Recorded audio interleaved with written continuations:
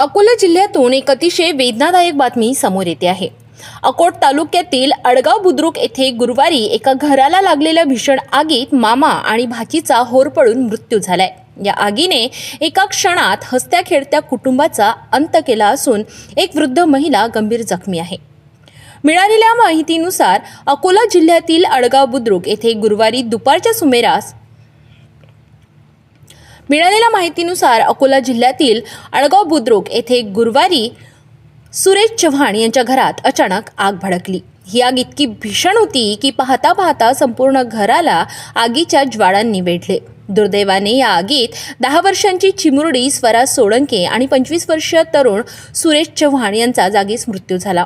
मृतांमधील नाते मामा भाचीचे असल्याचे सांगण्यात येत आहे। घटनेच्या वेळी घरात मोठा स्फोट झाल्याचा आवाज आल्याने परिसरात दहशतीचे वातावरण पसरले। स्थानिक नागरिकांनी प्रसंगावधान राखून बादल्या आणि मोटारीने आग विझविण्याचा प्रयत्न केला, मात्र तोपर्यंत 2 जीव गेले होते। या घटनेत रत्नाबाई चव्हाण या वृद्ध महिला गंभीररित्या भाजल्या असून त्यांना तातडीने अकोला येथील शासकीय वैद्यकीय महाविद्यालयात हलविण्यात आले।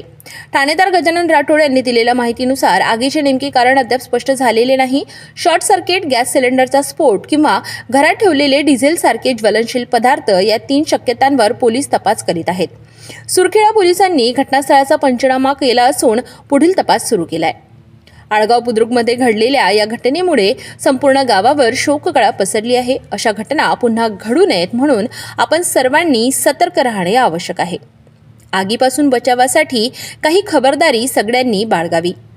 इलेक्ट्रिक वायरिंग, घरातील जुन्या तारा आणि स्विच वेळोवेळी तपासून घ्या। शॉर्ट सर्किट हाताळण्यासाठी MCBचा वापर करा।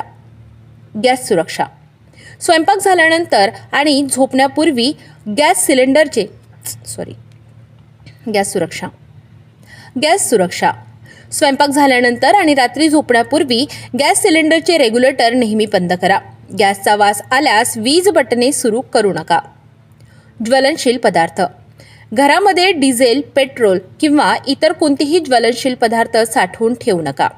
सतर्कता, घरात धूर किंवा आगीचा वास आल्यास त्वरित घराबाहेर पडा आणि इतरांना सावध करा।